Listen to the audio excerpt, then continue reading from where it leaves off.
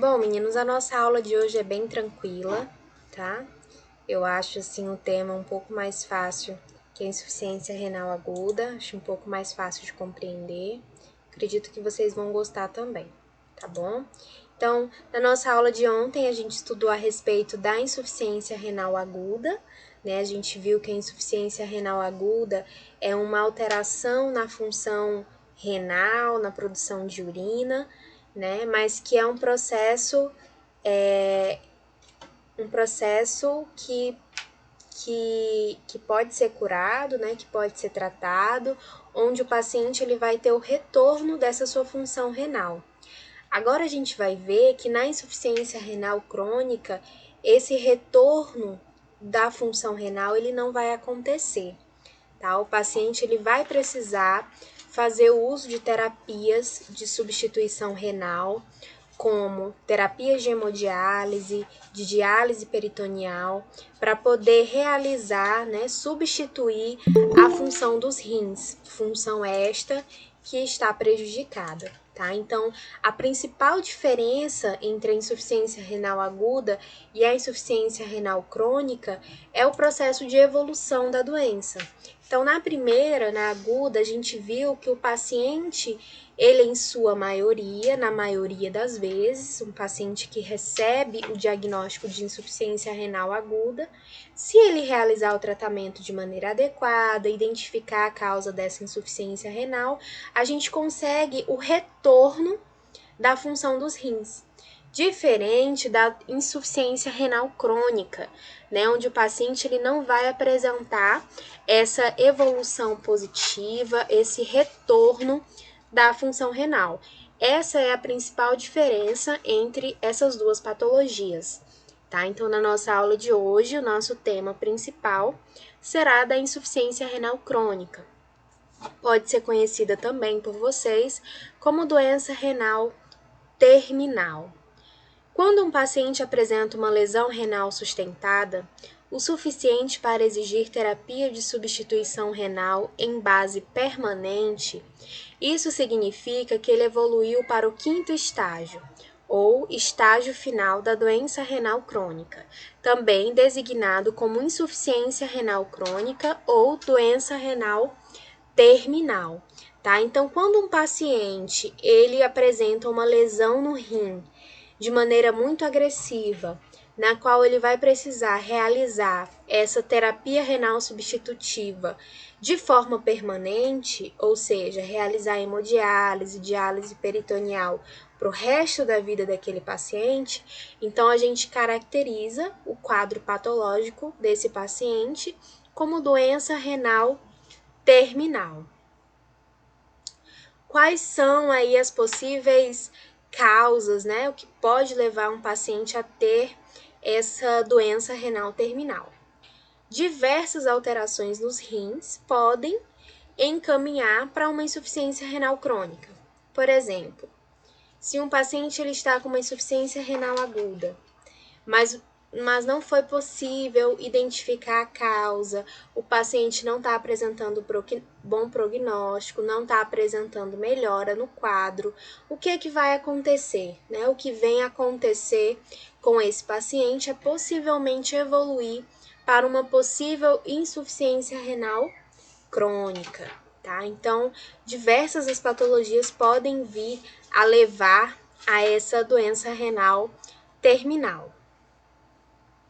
À medida que a função renal declina, os produtos finais do metabolismo proteico, que são normalmente excretados na urina, como por exemplo a ureia, acabam se acumulando na corrente sanguínea. Surge o que nós chamamos de uremia. A gente já vem utilizando esse termo, né, ao longo das nossas aulas. Vou até aqui destacar para vocês, tá? A gente vai se referir ao termo uremia quando tiver esse acúmulo de ureia na corrente sanguínea. Porque como a gente viu na nossa aula de fisiologia do sistema renal, o que acontece? A ureia, ela deve ser eliminada através da urina. No caso, como o paciente está com insuficiência renal crônica, essa ureia ela não está sendo eliminada. Então, ela acaba sendo acumulada no nosso organismo, acabam sendo acumulados no nosso corpo, causando muitos sinais de degradação, piora dos sintomas, piora do quadro, né? Então a gente consegue observar que muitas manifestações clínicas que a gente vai ver no nosso próximo tópico estão relacionados a esse acúmulo de ureia na corrente sanguínea. Quanto maior o acúmulo de produtos de degradação, maior serão, mais pronunciados serão os sintomas do adoecimento, tá? Então, assim, a avaliação do nível de ureia do paciente, que a gente realiza através de um exame de sangue, né? A medida quantitativa de ureia na corrente sanguínea é uma avaliação extremamente importante para a gente estar acompanhando essa função renal do paciente, tá? Em casos, então, que o paciente tem o diagnóstico de insuficiência renal crônica, a ureia ela não vai estar sendo eliminada através da urina, mas ele pode fazer uso aí de uma hemodiálise, de uma diálise peritoneal, na qual esses metabólitos estarão sendo retirados. A velocidade de declínio da função renal e da progressão dessa doença renal terminal está relacionada com um distúrbio subjacente, excreção urinária de proteína e presença de hipertensão. Então, a velocidade com que a doença renal terminal vai atingir um paciente depende de diversos fatores, tá? Como, por exemplo, doenças pregressas, né, como um caso de uma hipertensão, pode fazer com que a doença terminal ela aconteça de maneira mais rápida, e também uma quantidade excessiva de eliminação de proteína através da urina. A gente viu que a proteína ela deveria ser reabsorvida pelos túbulos renais, porque a proteína ainda é importante, né, para a manutenção do nosso organismo. E o que a gente observa em uma doença renal terminal é quando o paciente está apresentando altos índices de excreção urinária de proteína, tá? Então, é aquele paciente que perde muita proteína através da urina. É um paciente em estado grave que precisa ser avaliado, tá? Quanto a essa perda de proteína. Porque a gente vai ver em sequência, né, que um paciente que tem doença renal terminal, insuficiência renal crônica, ele tem que ter um consumo muito limitado de proteína. Ele não pode ter um consumo liberado de proteína. E à medida que ele não pode consumir e ele ainda está perdendo proteína através da urina, então assim ele vai ficar com um quantitativo de proteína no corpo muito reduzido. E isso pode levar a consequências extremamente graves aí nesse adoecimento, tá? Na piora do quadro desse paciente. A doença tende a progredir mais rapidamente nos pacientes que excretam quantidades significativas de proteína, ou seja, né, a insuficiência renal crônica ela acontece de maneira mais rápida quando o paciente está perdendo muita proteína ou quando apresenta quadros de hipertensão, tá? Em comparação com aqueles pacientes que não apresentam tais condições. Até aqui vocês entenderam? Até aqui tá muito confuso? Conta aí pra mim. Ou pode seguir, tá? Se vocês não estiverem entendendo, se vocês não estiverem conseguindo ouvir muito bem o áudio, vocês falem, tá? Manifestem-se. A Ana Beatriz entendeu. E a Taliane? Tudo certo, Taliane, até aqui? Nivan também, né? O Paulo, a Sandra. Boa noite, Claudiane. Seja bem-vinda à nossa aula. Tá? Então tá, eu vou seguindo, tá bom? Qualquer coisa, vocês me avisem aqui que a gente volta até vocês entenderem melhor, tá bom? Então, gente, um paciente que tem histórico de doença renal terminal ou de insuficiência renal crônica, né, que a gente viu que são os mesmos sinônimos, são sinônimos, né, perdão. Esses pacientes, eles podem apresentar alguns sinais e sintomas que nós devemos ficar atentos, principalmente porque alguns desses sinais e sintomas, eles podem indicar uma complicação mais grave da insuficiência renal crônica, tá? Então, assim, vocês, a equipe de enfermagem em si, né, ela tem que ficar muito atenta a esses sinais e sintomas, porque como eu sempre digo para vocês, nós somos os profissionais que estamos mais próximos do paciente. Somos nós que acompanhamos todo o dia dele, toda a evolução. Então a gente conhece muito mais o nosso paciente do que muitas vezes um médico, um fisioterapeuta ou um nutricionista que faz apenas visitas diárias, né? Então, o que eu sempre oriento a vocês é estudar, né? Se dedicar, aprender, para que vocês possam reconhecer, por exemplo, uma complicação em um paciente com histórico de doença renal, né? Como, por exemplo, você foi cuidar lá do seu João ontem, seu João estava lúcido, estava orientado, estava comunicativo, sabia a data, sabia a hora, sabia onde ele estava, o que estava acontecendo com ele.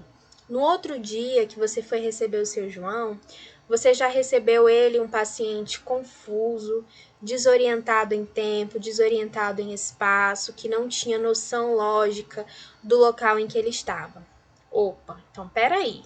Se ontem ele estava lúcido e orientado, hoje ele está com quadro de confusão mental, de desorientação, acho que tem alguma coisa estranha aí, né? Tem alguma alteração aí.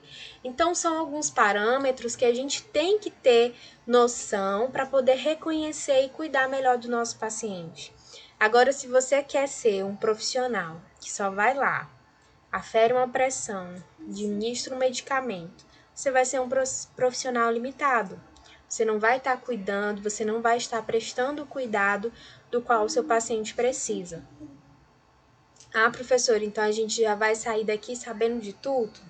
Também não, né? A gente vai aprendendo muito com a prática, com o convívio, com o estudo. Essas coisas aqui, meninos, vocês têm que estar sempre estudando, aprendendo, lendo, né? Medicamento, uma dica que eu vou dar aqui para vocês, tá? Como aprender melhor a indicação de um medicamento, dose, via de administração, como que você pode melhorar isso? Todo dia, leve uma caderneta para o seu plantão, né? E todo dia você vai anotar os medicamentos que você vai administrar naquele paciente. Quando vocês chegarem em casa, façam uma pesquisa de todos esses medicamentos que você vai administrando, né? Quais são as indicações, a posologia, as possíveis vias, né? Os possíveis efeitos adversos, porque quando você vai estudando aos poucos, você vai aprendendo com a prática, né? E você vai construindo o seu conhecimento na área. Vocês não vão sair do curso técnico dominando tudo. A gente não sai. Pode ser uma faculdade, pode ser um curso técnico, pode ser o que for. Mas você não vai sair dominando tudo que você aprendeu em sala de aula. Isso você vai aprendendo à medida que você vai estudando. Eu não sei vocês também, mas assim, eu sempre tive muita dificuldade de aprender com o professor, né? Às vezes o professor estava ali dando aula, repetindo, falando, eu não conseguia aprender. Eu gosto de aprender lendo, né? Relendo, debatendo, escrevendo, mas eu não tenho um bom aprendizado auditivo. Eu não consigo aprender muita coisa ouvindo uma outra pessoa falar. Então, tentem identificar a melhor forma de aprendizado para vocês. Se é o professor falando durante a aula, então eu consigo aprender melhor escutando o professor. Agora vocês têm esse recurso da aula gravada, né? Então vocês podem assistir várias vezes o vídeo, acompanhar várias vezes o vídeo, né? Ou então, se você consegue aprender melhor lendo, então leiam, né? Dediquem o tempo ao estudo, à leitura de vocês. As nossas aulas, elas estão com tempos mais reduzidos. né? Então, assim, vocês conseguem dedicar aí um tempo, né, ao final da noite para uma leitura, né? Isso vai ajudar muito a vocês a uma melhor compreensão, né, do histórico aí patológico, histórico de adoecimento, enfim. Só um momento aqui, gente.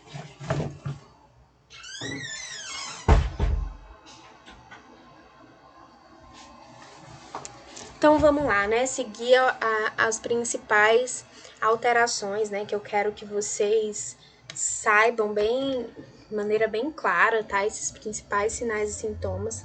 Eu considero, assim, um dos tópicos mais importantes da nossa aula, assim como os cuidados de enfermagem, que a gente vai ver melhor daqui para frente. Seriam os sinais e sintomas, tratamento e cuidado de enfermagem. São os principais tópicos da nossa aula que eu quero que vocês se dediquem bastante ao estudo desses tópicos, tá?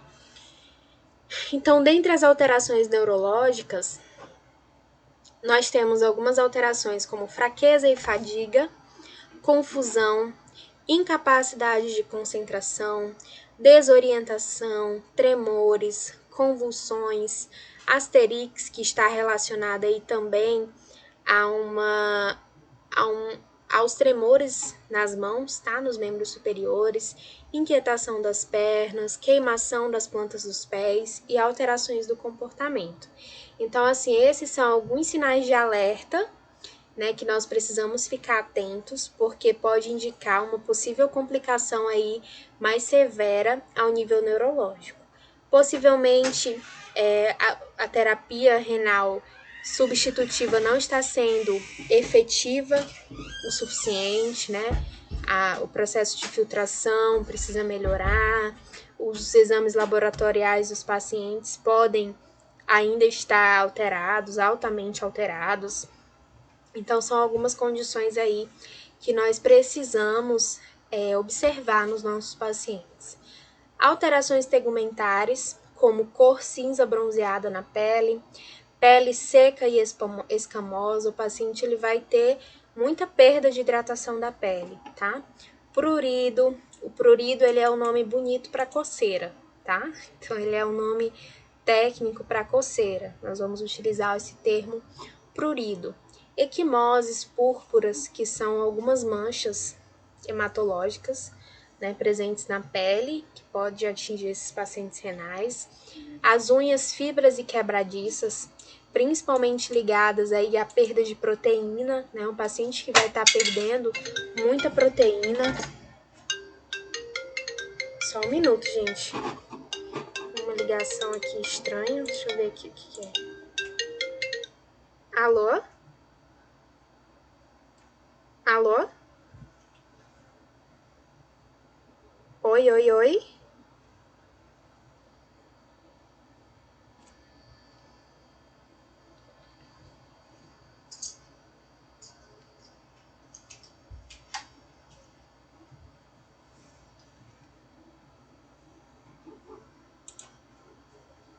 Era algum colega de vocês aí que não estava conseguindo acessar aqui na plataforma. Você também não conseguia ouvir nada na ligação. Da sequência, né?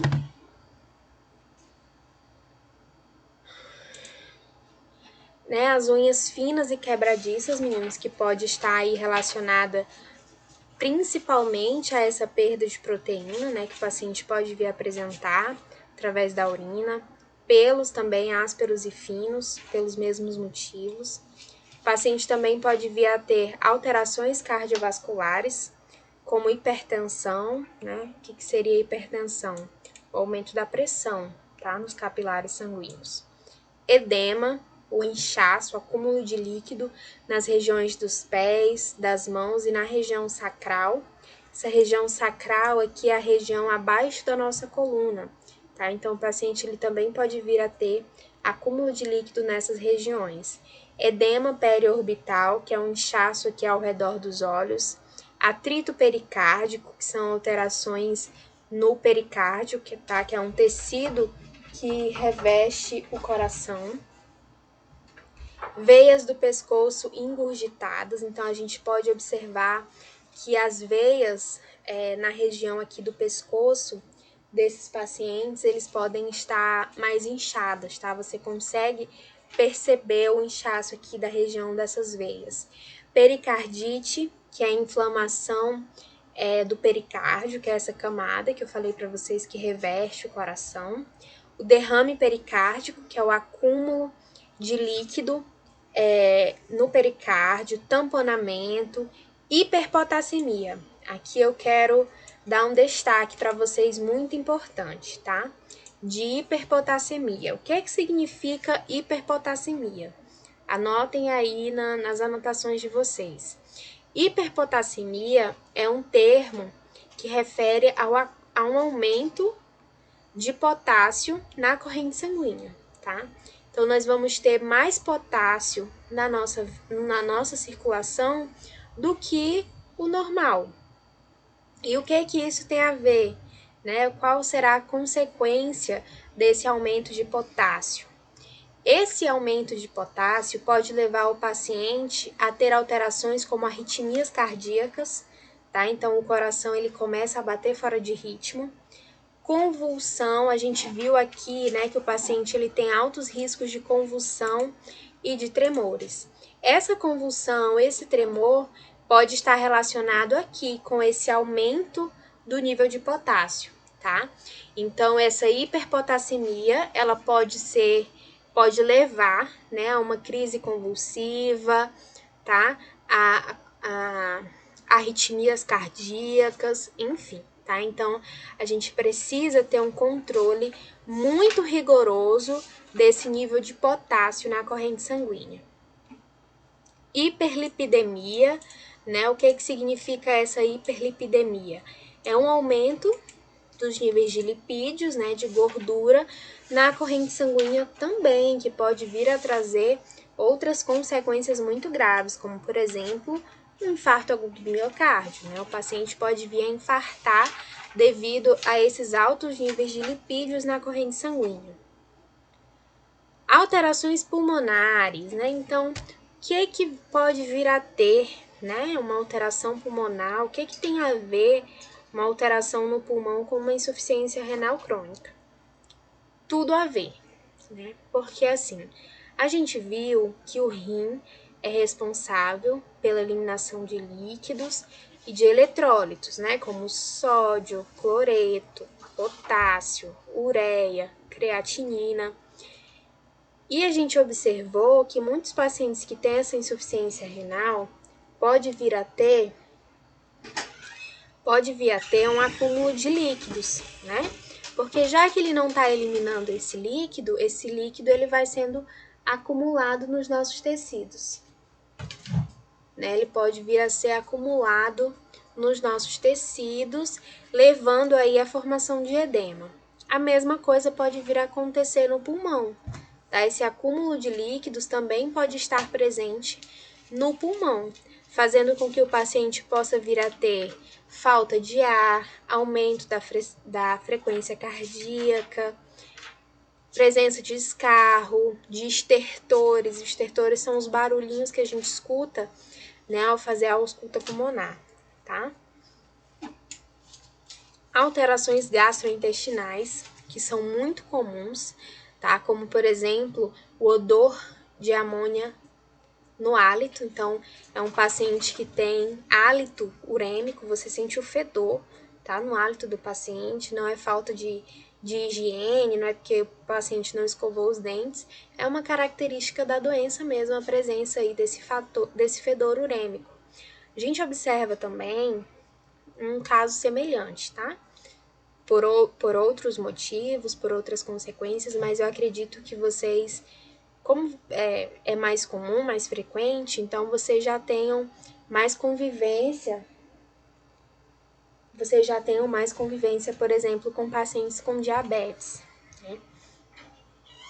Um paciente com diabetes, uma diabetes não controlada, pode vir a ter essa alteração no hálito também, que é o que a gente chama de hálito cetônico, né? Devido aí a essas alterações da diabetes, né? Por outros motivos, claro, por outro funcionamento, mas também causa essa alteração no hálito do paciente, tá? Então, muitas vezes você pensa, né, que é por falta de higiene, enfim, mas não é uma própria característica da descompensação daquela doença, tá? Então, quando você vai cuidar do seu paciente, né, que tem aí alguma alteração renal, e ele tem presença desse mau hálito, desse fedor urêmico, você pode desconfiar aí de alguma descompensação, tá? Que ele tá com valor de ureia muito alto na corrente sanguínea, que pode vir a causar esse mau hálito.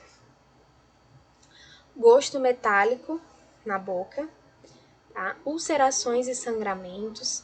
A gente vai ver que esse paciente ele tem alto risco de sangramento, tá? Porque uma das consequências de um paciente que tem doença renal crônica é a perda de cálcio, né? A diminuição da produção de hemácias. Tudo isso vai alterar a coagulação do sangue. Então, um paciente que tem insuficiência renal crônica, ele é um paciente de alto risco para sangramento, tá? Então, a gente precisa ter muito cuidado ao realizar determinados procedimentos com pacientes renais. Um exemplo, né, acesso. Para você fazer um acesso em um paciente renal crônico, você tem que ter muita habilidade, muito cuidado, justamente por conta desse alto risco de sangramento. A gente viu que ele tem risco, né, de alto risco de formação de hematomas, justamente por conta desse sangramento alterado, tá? Então, é uma outra observação que vocês precisam ter ao cuidar de um paciente com insuficiência renal crônica. O paciente pode vir a ficar anoréxico, você consegue observar nitidamente a perda de peso do paciente, tá? Náusea, vômito, constipação ou diarreia, sangramento, né, que a gente havia falado.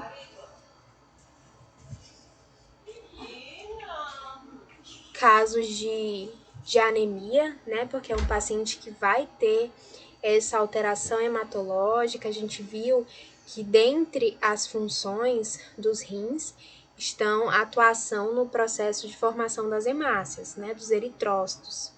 Então, um paciente que tem essa alteração renal, ele também está predisposto ao desenvolvimento da anemia.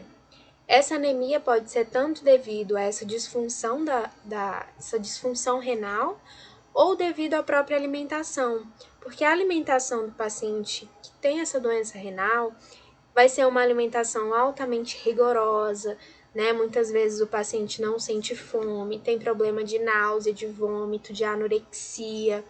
Então, é uma alimentação que vai estar prejudicada e pode aumentar, né, ainda mais esses riscos de anemia, tá? Trombocitopenia, né? Então, alteração aí na formação de trombos, da coagulação sanguínea. Essa disfunção renal também pode trazer consequências ao sistema reprodutivo, como casos de amenorreia, tá? O que significa amenorreia? É a interrupção da menstruação. Então, muitas mulheres que têm insuficiência renal crônica param de menstruar, não menstruam, tá?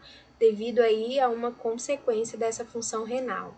Atrofia dos testículos, infertilidade, diminuição da libido, alterações musculoesqueléticas como cãibra, perda da força muscular, tá? Dor óssea, fraturas, enfim. Essas alterações musculoesqueléticas, elas vão acontecer principalmente devido a uma perda muito grande de cálcio.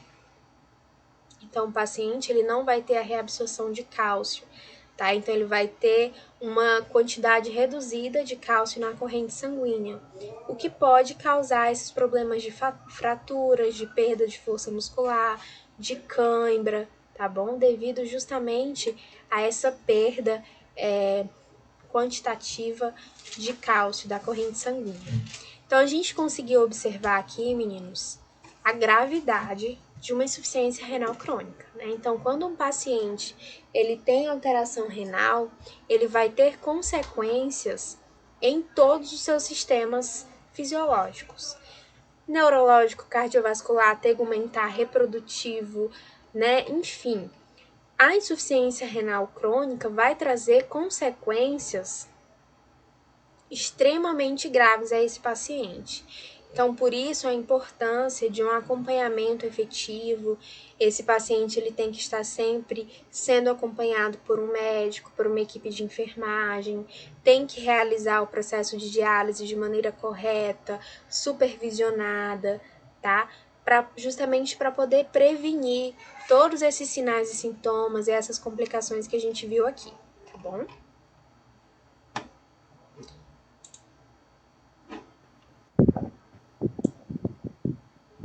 Professora, Oi, Ivan.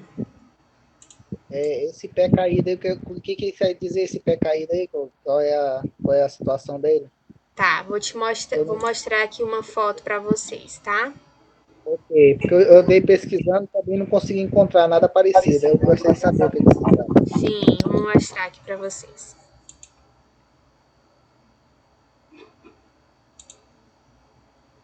Procurando aqui uma imagem boa.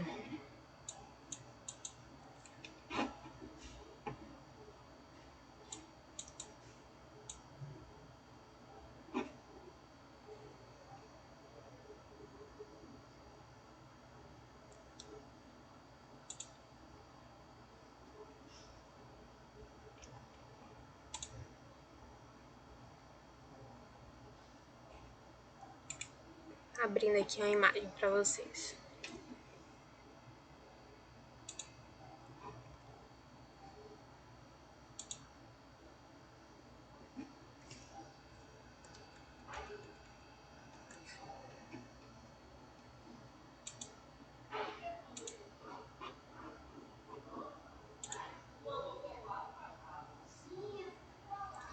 A menorreia você entendeu, Nivan? Que eu expliquei, né? Que é a interrupção da menstruação, tá? A mulher não vai menstruar, tá bom? Claro que em algumas Eu condições, né? Deu para tinha entender, né? acabado de falar. Ah, tá bom. Sim, sim. Ok. Obrigado. Nada.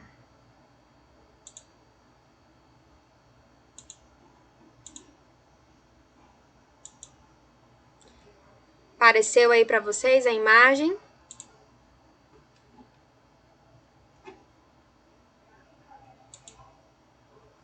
Essa é a representação do pé caído, tá? A gente consegue observar aqui, né, uma extensão desse pé que faz uma curvatura, diferentemente do outro, que não realiza esse processo de curvatura.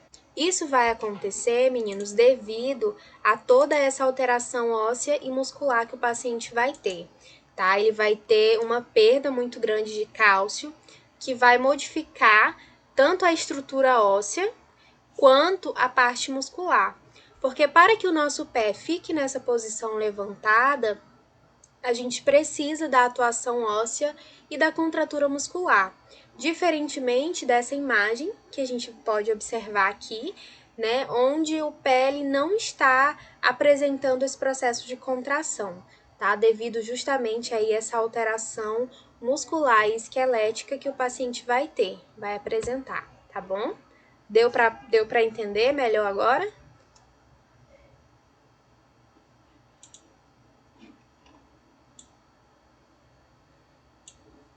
Ótimo.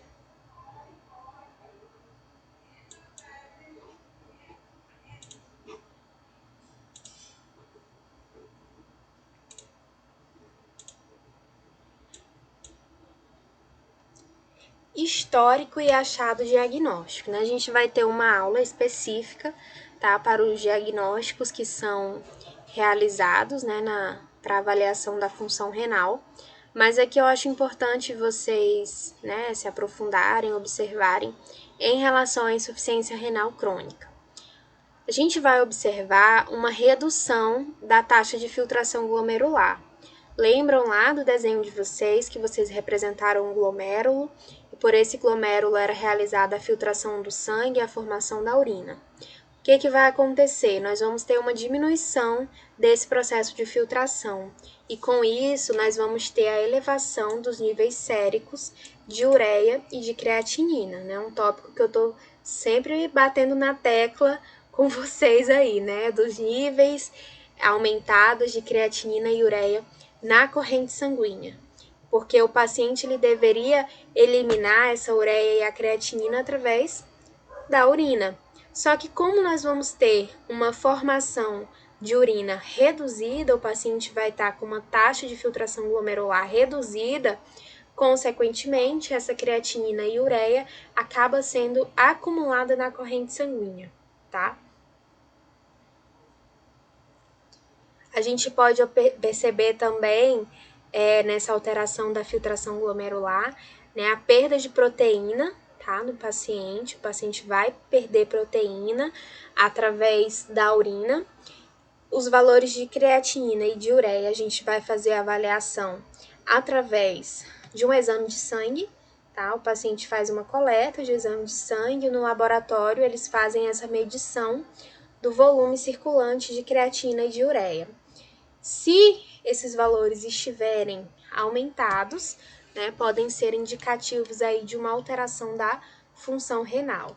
A proteína a gente vai avaliar no exame de urina normal, tá? Aquele exame simples de urina que você faz, ele já indica se tem presença de proteína ou não.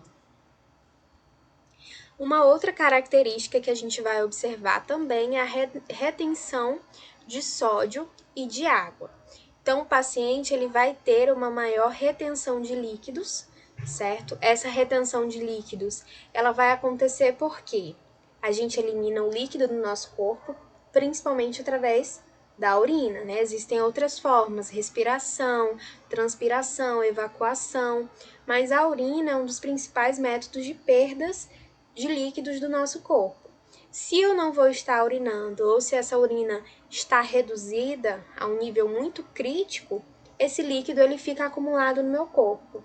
Esse líquido que vai estar acumulado no meu corpo pode me causar tanto a formação de edema, que é um inchaço, né, ou o aumento da pressão arterial. Porque pensem aqui comigo. Todo mundo pensar agora bem bonitinho aqui. Imaginem aí uma veia, né? Nessa veia você tem um volume de sangue normal, certo? Você tem um volume ali de sangue normal, um volume de sangue que está passando ali por aquela veia. Por algum motivo, você tem um acúmulo de líquido. Se você tem mais líquido, você vai ter mais sangue circulando naquela veia. E isso faz com que as suas artérias, as suas veias dilatem. Quando a gente fala, né, nessa dilatação muito grande dos vasos, a gente pode identificar aí um caso de hipertensão, tá bom? Um caso de hipertensão devido à retenção de sódio também vai interferir muito nessa hipertensão, né? A gente sabe que esse aumento de sódio, ele pode causar esse aumento também da pressão arterial, tá? Então, são dois fatores que podem levar a um aumento da pressão arterial de um paciente com insuficiência renal aguda. Vamos pensar agora aqui de novo, né? Eu vou pegar aqui uma imagem para mostrar para vocês, né?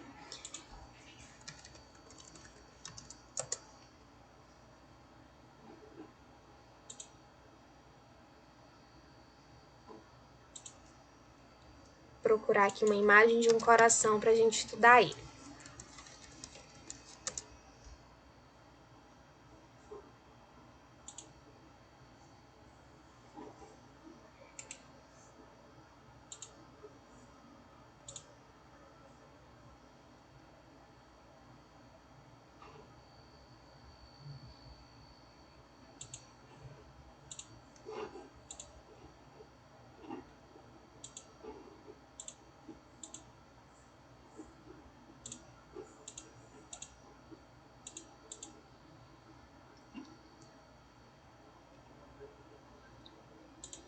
Aqui, meninos, a gente tem a representação, tá, da anatomia do coração. Aqui a gente tem a veia que traz o sangue, né, para ser bombeado, passa aqui pelo átrio direito, pelo ventrículo direito, sai aqui pela artéria pulmonar, volta pela veia pulmonar e sai pela artéria aorta.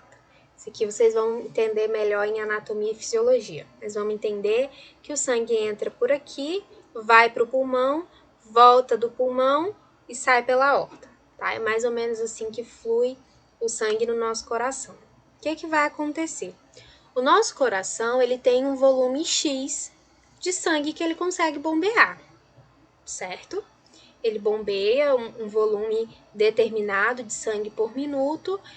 E o que vai acontecer? Quando o paciente tem uma insuficiência renal crônica, que ele tem esse acúmulo de líquido muito grande, a gente vai ter um aumento do volume de sangue circulante. Isso significa que o coração ele vai ter que bombear uma maior quantidade de sangue. Conseguem entender? Então, o coração ele está acostumado a bombear um volume X, e agora que o rim não está eliminando esse líquido, não está filtrando esse sangue, o volume está maior e o coração tem que suportar esse volume aumentado. O que pode acontecer? Esse coração, que não está acostumado com esse alto volume de sangue a ser bombeado, ele pode entrar em um quadro de insuficiência cardíaca, onde o bombeamento do coração não vai ser suficiente para realizar essa impulsão do sangue pelo nosso corpo, tá? Então, assim a gente consegue entender como que uma alteração no rim pode vir a trazer uma alteração cardíaca, né? Muito louco, né? Pra gente entender que todo o nosso corpo, ele é autodependente. Então, o coração, ele precisa do rim, né? O coração precisa do pulmão para poder funcionar, o rim também precisa da função respiratória. Então, todo o nosso sistemas do nosso corpo, eles estão ligados, são dependentes um do outro. Então, quando a gente observa uma alteração renal, a gente tem que ter muito cuidado aqui em uma possível alteração cardíaca nesse paciente com insuficiência renal crônica, tá? Deu para entender aqui? Ficou claro?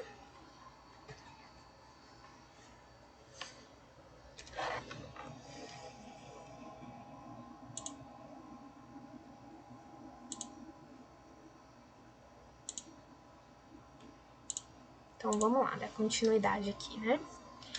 Um quadro de acidose. Na nossa aula lá de fisiologia, a gente viu também que os rins, eles são responsáveis pela manutenção do equilíbrio ácido-básico. A gente viu que o pH do sangue varia entre 7,35 e 7,45, né, entre valores normais de pH do sangue. E quando está abaixo de 7,35, nós caracterizamos como uma acidose. Por que isso vai acontecer? A gente viu que nas funções normais, né, do rim, a gente vai ter uma eliminação de ureia, de creatinina, de ácido e uma reabsorção de bicarbonato de sódio. Com a insuficiência renal crônica, isso não vai acontecer. A ureia, a creatinina, ácidos não serão eliminados através da urina, vão ficar retidos na corrente sanguínea e também não vai ter a reabsorção de bicarbonato, podendo levar um paciente a um quadro de acidose metabólica. É uma situação extremamente grave, que tem que ser acompanhado nesse paciente que está fazendo que apresenta um quadro de insuficiência renal. Tá? A gente tem que ter muita atenção, muito cuidado em relação a isso, porque um paciente com acidose metabólica, para evoluir para uma parada cardiorrespiratória, é rapidão. Tá? Então, a gente tem que ter muito cuidado, muita atenção e acompanhamento em relação a isso. Como que é medido o pH do sangue? Pode ser medido através de uma gasometria arterial, tá? Que é uma coleta de sangue arterial que você faz, uma coleta simples e uma avaliação em um aparelho, né, que faz a leitura dessa gasometria, que vai indicar a presença dos gases, a presença de bicarbonato, tá? Para a gente conseguir avaliar esse quadro de acidose do paciente.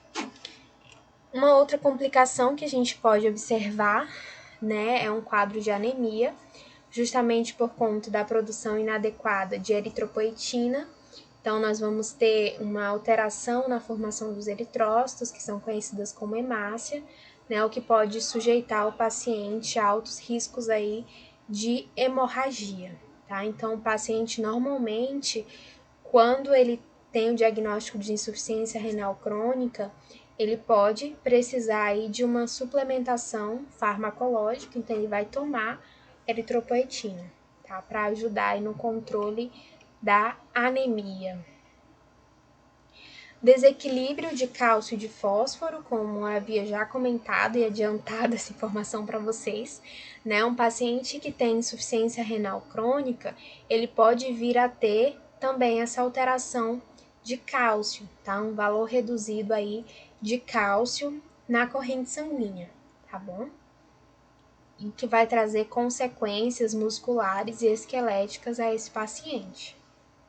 Dentre as principais complicações, né, nós temos a hiperpotassemia, que eu também já havia discutido com vocês, né, que é esse aumento de potássio na corrente sanguínea. E o que a hiperpotassemia pode levar? Uma arritmia, quadro de convulsão, de tremores, tá? Então a gente precisa ter um acompanhamento muito rigoroso a respeito dos níveis de potássio na corrente sanguínea do paciente. Pericardite, que é a inflamação do pericárdio, a camada que reveste o coração, derrame pericárdico, tamponamento, né, devido justamente à retenção de ureia, né, quando o paciente está retendo muita ureia, tem muita ureia na corrente sanguínea, pode trazer esses quadros de alterações cardíacas que são extremamente graves a esse paciente. Hipertensão, né, que a gente também já discutiu a respeito da hipertensão, que ela pode vir a acontecer devido a essa maior retenção de sódio e de água. Anemia, também, que a gente já discutiu, né, devido a essa diminuição de eritropoetina, alteração na formação de hemácias. E doenças ósseas, que a gente também já discutiu, né, a respeito dessa diminuição dos volumes, da concentração, de cálcio na corrente sanguínea, tá? E o tratamento, né? Como que o paciente ele pode vir a ser tratado? Com ligantes de cálcio e de fósforo, né? Com o objetivo aí de causar esse aumento de cálcio na corrente sanguínea para poder prevenir possíveis alterações musculoesqueléticas. Agente antihipertensivo, né? A gente viu que o paciente ele pode vir a ter quadros de hipertensão, então para isso ele vai precisar fazer uso de medicamentos antihipertensivos e também medicamentos como a digoxina e a dobutamina, que eu vou destacar aqui para vocês, tá? O que são esses medicamentos? Eles vão aumentar a força de contração. Então, eles são indicados justamente para controlar essa insuficiência cardíaca que a gente discutiu com aquela imagem do coração, lembra? Que eu falei que o coração ele não daria conta, né, de tanto líquido circulante. Então, esses medicamentos, como digoxina e dobutamina, eles são prescritos justamente para essas alterações cardíacas, para melhorar o funcionamento do coração. A digoxina, ele é um medicamento. Faça uma observação aí, tá? Se algum dia vocês forem administrar digoxina, ele é um medicamento que vocês têm que ter um cuidado inimaginável com esse medicamento. Por quê, professora? A digoxina é um medicamento que a gente fala que ele tem uma janela terapêutica pequena. O que significa isso, né? Falou grego, professor. O que significa isso? A digoxina, a dose de tratamento, ou seja, o que o paciente precisa, a concentração do medicamento, a dose de medicamento que o paciente precisa tomar para melhorar a sua função cardíaca, essa dose ela é muito próxima da dose tóxica. Então, se você fizer um pequeno erro ali de administração, colocar um pouco a mais do medicamento, você pode vir a causar uma toxicidade muito grave nesse paciente. Então, a digoxina, é sem brincadeira, eu acho um dos medicamentos mais perigosos a serem administrados, tá? Então fiquem muito atentos, tenham muito cuidado. Quando vocês lerem assim digoxina, arregalem bem esses olhinhos de vocês. Leiam várias vezes a prescrição, procurem na bula do medicamento, a dose de terapia, tudo antes de administrar a digoxina ao paciente, tá bom? Isso é uma dica para a vida de vocês. Tá?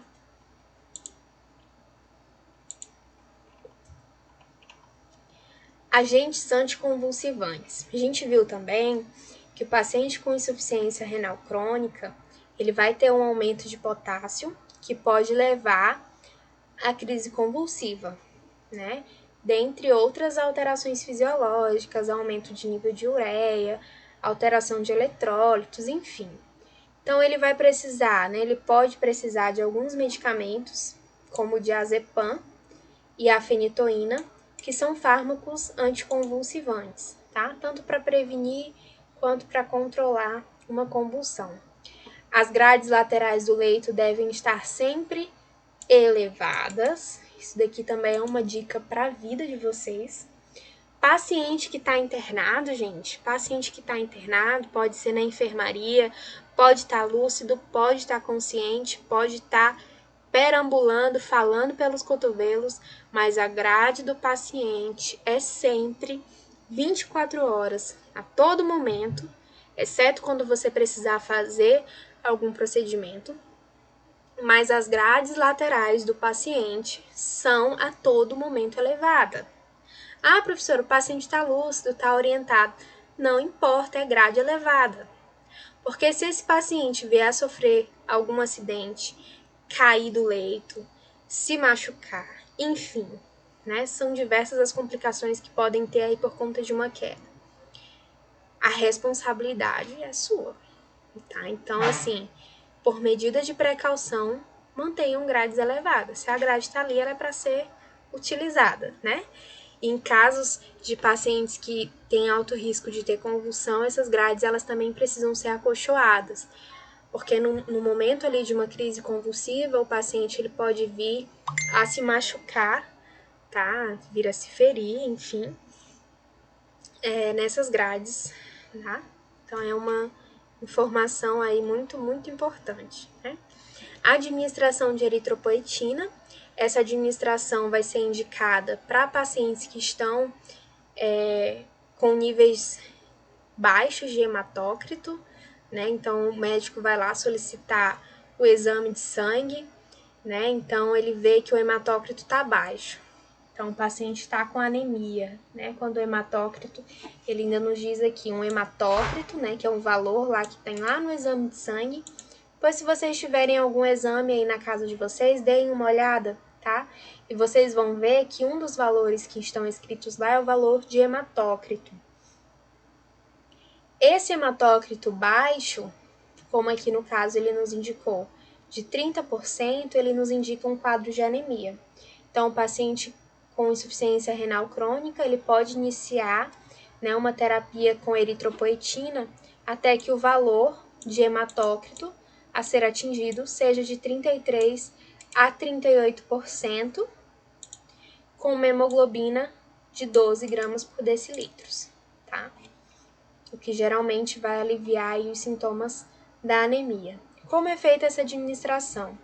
A eritropoetina é administrada por via intravenosa ou por via subcutânea 3 vezes por semana na doença renal crônica. Podem ser necessárias de 2 a 6 semanas para que ocorra esse aumento do nível de hematócrito, tá? Então, esse tratamento é feito em geral, né, por esse período aí de 2 a 6 semanas, né, nessa terapia intravenosa ou subcutânea, para que a gente possa conseguir atingir esse valor de hematócrito de 33 a 38%, tá? Quem tiver um exame de sangue aí em casa, pode dar uma conferida no valor de hematócrito, tá? É um valor que tem escrito lá no exame de sangue que a gente vai conseguir. O que a gente avalia, né, com esse valor de hematócrito? A concentração, né, o quantitativo de hemácias que tem na corrente sanguínea. Então, esse valor aqui nos indica uma concentração de 33 a 38%, que é um volume bom, né? Agora, quando essa quantidade de hemácia está inferior a 30%, então nos indica um quadro de anemia e que um paciente de insuficiência renal crônica vai precisar dessa reposição de eritropoetina, tá bom? A terapia nutricional para esse paciente, ela também tem que ser acompanhada, né? Tem que ter um acompanhamento bem rigoroso nessa terapia nutricional. Que seria, né? O paciente ele tem que ter um consumo bem restrito de proteína, tá? Então ele tem que consumir uma proteína somente o necessário para a manutenção das suas atividades diárias. A sua dieta ela vai ser baseada principalmente em carboidrato e lipídio, tá? Gordura, e um nível mínimo de proteína. Em geral, a cota diária de líquidos permitida ao paciente é de 500 a 600 ml a mais do que o débito urinário de 24 horas do dia anterior. Então, se o paciente teve um débito urinário aí de 100 ml no dia, tá? No dia seguinte, ele pode consumir 600, 700 ml de líquido. Só que esse líquido, gente, tem que contar consumo de via oral, de administração de medicamento, tá? Então, se você administrar um soro aí de 500 ml num paciente com insuficiência renal crônica, você já levou toda a cota de líquido que aquele paciente pode consumir do dia, tá? Então, a gente tem que ter esse acompanhamento muito rigoroso, né, do consumo de líquido, da dieta de um paciente que tem essa insuficiência renal crônica. Ele tem que ter um acompanhamento nutricional, tá? Tem que ter um nutricionista presente para orientar, para recomendar, fazer a dieta para esse paciente, tá? Ele nos diz ainda aqui que o processo de diálise, o paciente ele pode vir a perder muitas vitaminas, né? E essas vitaminas elas precisam ser repostas ou através da alimentação ou através da suplementação de vitaminas, tá? Então são algumas condições que esse paciente ele precisa realizar, tá? A hiperpotassemia, ela que a gente já comentou, né, que é o aumento do nível de potássio na corrente sanguínea. Ela pode ser evitada com uma diálise adequada, com remoção de potássio e monitoramento cuidadoso na dieta, medicamentos e líquidos, quanto ao seu conteúdo de potássio, tá?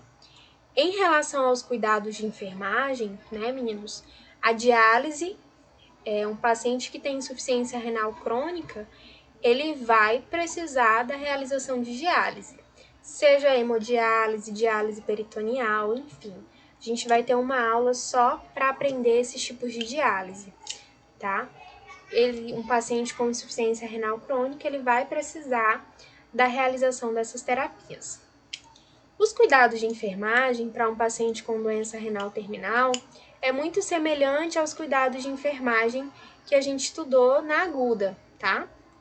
Então, a gente vai ter que ter um cuidado muito rigoroso na alimentação desse paciente, no consumo de líquido.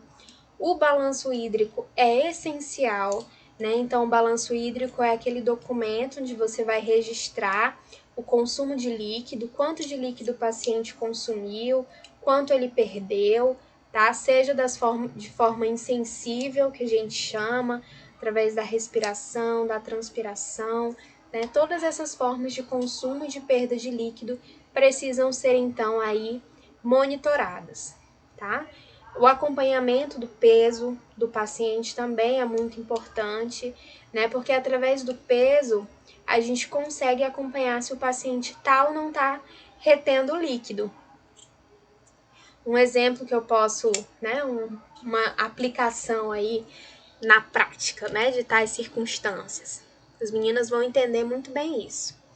Na fase de TPM, de menstruação, você tem, no período menstrual, né, você tem um acúmulo de líquido muito maior, né? Você fica inchada, você fica retida. Se você for se pesar durante esse período, você vai observar um aumento do seu peso assim gigantesco, que você vai cair para trás, né? Até de 2 quilos ou mais de retenção de líquido. Mesma coisa a gente consegue perceber em um paciente com doença renal terminal, tá? Então, essa pesagem do paciente é importante justamente para a gente saber se o paciente está ou não retendo líquido, se a diálise está sendo suficiente, tá? Então, são padrões, são fatores aí que a gente consegue observar e acompanhar. Avaliação da hidratação da pele, da presença de edema, pressão arterial, frequência respiratória, né? Então, aqui são alguns de muitos cuidados de enfermagem, tá? Que eu vou pedir para que vocês façam uma leitura, onde a gente tem os cuidados de enfermagem, a justificativa, né? Por que você está prestando esse cuidado e os resultados que são esperados a esse paciente. Né? Então, aqui ele nos fala a respeito do estado hídrico, do balanço hídrico, pressão arterial, tá? Os medicamentos, alimentos, essa parte aqui que eu também acho muito importante, explicar ao paciente a família, né? A justificativa da restrição de líquido, porque muitos pacientes e familiares ficam extremamente assustados, né, com essa restrição do consumo de líquidos, então a gente precisa conversar, né, explicar o porquê da importância dessa restrição, tá? Aqui tem outras relacionadas à nutrição do paciente, tá? Então a gente tem muitos cuidados de enfermagem. A gente vai trabalhar melhor essa parte aqui de cuidados de enfermagem na nossa aula, né, de intervenções de enfermagem a um paciente renal. A gente vai ver melhor, com mais carinho, tá, esses cuidados para a gente não estender demais a nossa aula, mas eu quero, se possível, que vocês realizem, tá, uma leitura cuidadosa desse material. Eu vi que alguns alunos, né, de outras turmas estão tendo dificuldade de baixar esse material, né? Esse livro, porque o que eu enviei para vocês é um livro, né? E aí todo dia eu mando a página que a gente vai trabalhar. Se vocês estiverem com dificuldade para baixar esse material, vocês podem baixar esse aplicativo aqui no celular de vocês, tá? O Dropbox, que ele é uma nuvem de armazenamento aí de conteúdo, e vocês vão ter acesso ao meu material. Se vocês não conseguirem, professora, eu baixei esse aplicativo no meu celular, não deu certo. Vocês me avisem que eu vou tentar enviar de uma outra forma, não sei como, né, porque o livro é muito pesado, mas eu vou tentar, tá? Mais uma dica aqui de amiga, de camarada para vocês, solicitem um material impresso no CTEAC, tá? A leitura de vocês vai ficar muito mais clara, vocês vão conseguir acompanhar muito melhor a aula, tá?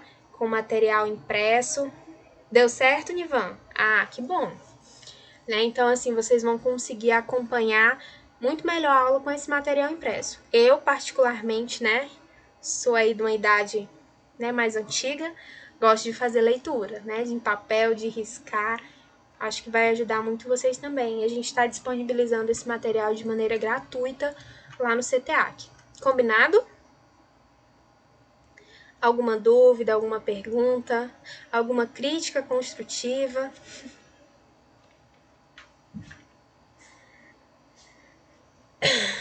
Tô com saudade de vocês, menina, de olhar pra cara de vocês, de brigar com vocês. A gente sente falta, né? Então tá, gente. Boa noite, tá? Qualquer dúvida vocês podem me procurar. Eu sou ruim mesmo para responder mensagem, eu demoro, né? Tem gente que reclama, mas porque é muita gente falando e eu não dou conta, né? Eu tenho que contratar uma secretária a ficar respondendo minhas mensagens. Mas vocês mandem, que assim que possível eu respondo, tá? Pode demorar 1, 2 dias, a sua dúvida será respondida. De preferência, né?